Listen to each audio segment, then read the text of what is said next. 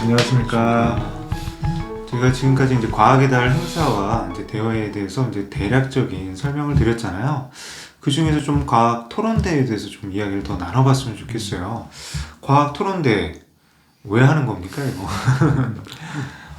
근데 본인의 탐구, 물론 팀으로 같이 하는 탐구 결과를 팀별로 같이 토론하면서 서로 보완해가고 또 발전시켜가는 그런 능력을 좀 테스트하는 대회가 아닌가 싶습니다. 그렇죠. 이제 과학적 소양이 어떤 개인의 놀라운 발견과 이제 열정으로 이어지는 게 아니라 협업, 이제 어떤 지식과 정보의 교류, 그리고 거기서 집단지성을 발현해서 집단 창의성으로 연결되는 거죠.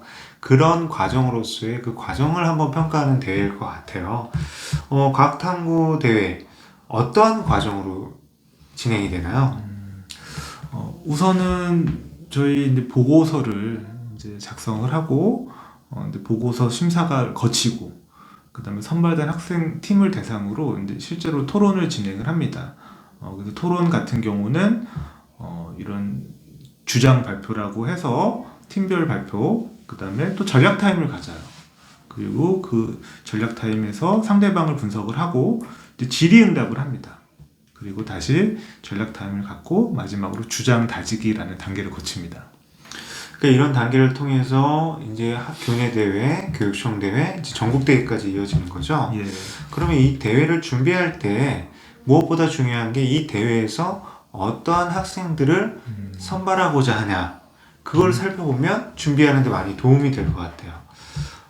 어떤 학생을 선발하기 위한 대회입니까? 우선 토론이라는 거는 되게 즉흥적으로 질문이 나오잖아요. 그러면 평소에 과학적인 기초 지식이 좀 풍부해야 될 것 같아요. 그리고 자신이 이제 공격을 당하더라도 그걸 거칠게 방어하는 게 아니라 좀 자신의 생각을 논리적으로 방어할 수 있는 학생들.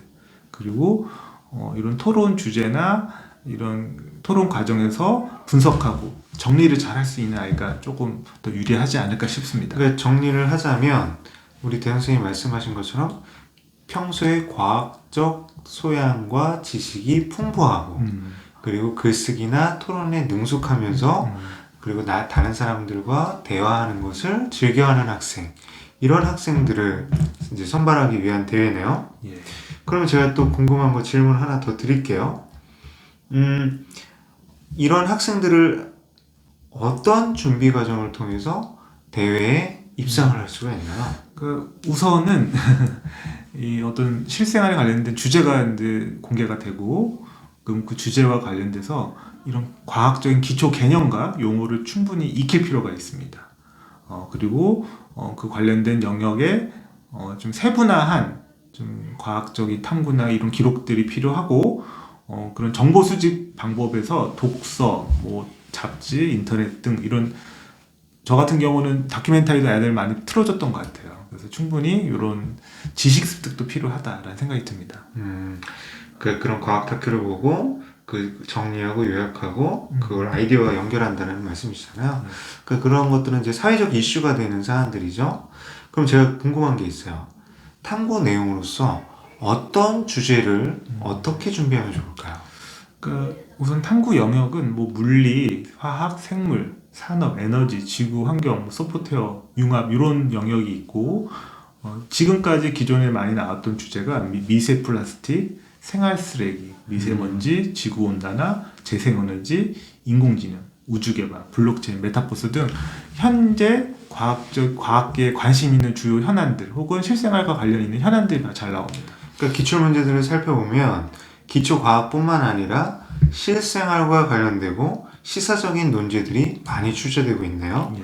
그러면 이 대회 자체가 학생 스스로 대회를 치러야 되잖아요. 다양한 탐구 주제를 정해서 사전에 한번 연습해보는 과정도 중요하겠네요. 예. 그럼 제가 궁금해요. 이 토론 단계는 어떻게 진행이 됩니까? 시도별로 근데 대회 규정이 조금씩은 다른데요. 우선 토론의 주제가 공개되고 토론 개요서 작성 시간을 줍니다. 보통 한 100분에서 120분.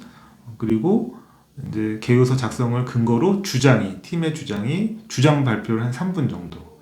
그리고 이제 전략 타임 5분 정도 갖고 이제 질의응답이 이제 한 3분씩, 한 횟수는 뭐 시도별로 다를 것 같아요. 질의응답이 이루어지고 다시 전략 타임을 갖고 마지막 주장 다지기의 단계로 거치게 됩니다. 저희가 흔히 생각하는 이제 디베이트 단계랑 비슷하네요. 입론을 하고 그리고 이제 그거에 대해서 상대방의 어떤 질의에 대해서 답변하고 그리고 그걸 통해서 자기의 주장을 다져서 최종 결론까지 내는 거네요. 그러면 이게 제가 궁금한 게 있어요. 토론 개요서를 작성해서 보통은 이제 그걸 읽는 형태의 발표인가요? 근데 우선은 이 단순히 읽는 게 아니라 그 분석을 해야겠죠. 논제를 정확하게 분석을 하고 개요서를 작성을 해야 됩니다. 그리고 원인과 그 원인에 따른 해결 방안을 근데 과학적으로 이제 풀어 나가야 되고 특히나 이런 과학적 용어나 이런 과학적 단어가 핵심적으로 들어가야겠죠. 그리고 이것을 표현하는 방법은 뭐 표라든가 그래프라든가 통계 자료를 활용하면 더 좋겠죠. 근데 저희가 이런 심사 규정을 조금 살펴볼 필요가 있을 것 같아요. 보통 그러면 이제 심사 배점이 토론 개요서 그리고 그 과학적 문제 해결력이 담겼는가, 창의적 사고력이 담겼는가, 논리적으로 발표하는가, 그리고 발표 태도가 어떤가 이런 것들을 이제 종합적으로 이제 발표를 하게 된다고 합니다. 평가를 하게 된다고 합니다. 그러면 이 지도에 있어서 우리가 이런 부분도 한번 좀 살펴볼 필요가 있을 것 같아요. 지금까지 출제됐던 논제 조금 하나만 힌트를 좀 주시면 뭐가 있을까요? 글쎄요. 우선은 좀 다양한 것들이 있는데요. 뭐 미세 플라스틱, 뭐 사람 신체 혈액에서도 발견이 됐다고 하는데 뭐 특히나 이런 환경에 아주 오랫동안 남아서 피해를 주기 때문에 그런 거를 어떻게 예방할 것이냐, 어떻게 해결할 것이냐, 뭐 그런 것들도 있고요. 그렇죠. 미세 플라스틱도 있지만 예전에 이제 미세먼지가 이제 굉장히 사회적 이슈가 됐을 때 이제 미세먼지도 그거에 대한 원인과 그 문제를 해결할 수 있는 해결 방안에 대한 이제 과학 토론 대회가 있었습니다. 그래서 그런 해결 방안의 이제 특징이 뭐냐면 보통 한쪽으로 쏠릴 가능성이 많아요. 그러면 다양한 관점으로 폭넓게 접근하는 게 필요합니다. 물론 거기에서 이제 과학적인 어떤 지식과 과학적인 방법이 포함이 되어야겠죠. 그리고 이제 이런 것들을 했을 때 가장 많이 하는 실수가 뭔 줄 알아요? 글쎄요.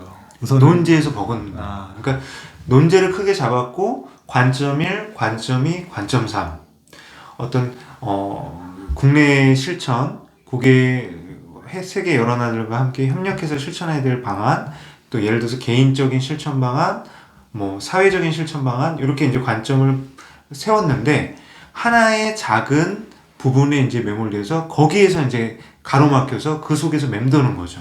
이런 경우에는 이제 좋은 점수가 없기 힘듭니다. 과거에 제가 지도했을 때는 이제 미리 토론 보고서를 작성을 해서 이제 참가를 했었는데 요새는 토론 개요서를 현장에서 이제 작성을 하고 특히나 이런 인터넷 검색이 가능하다고 합니다. 근데 가장 중요한 건 출처를 반드시 표기를 해야 된다. 그리고 말씀하신 것처럼 논제에 벗어나야 되지 않는다. 그리고 검색을 하다 보면 천편일률적이 될 수 있어요. 근데 심사 규정에 보면 창의적 사고력이 20점이에요. 그러면 기존에 그냥 단순 자료를 정리하는 게 아니라 거기서 하나 덧붙여서 내 생각을 덧붙일 수 있느냐. 이것도 되게 중요할 것 같습니다. 그리고 이제 저는 항상 그래요. 문제 속에 답이 있다라고 보거든요.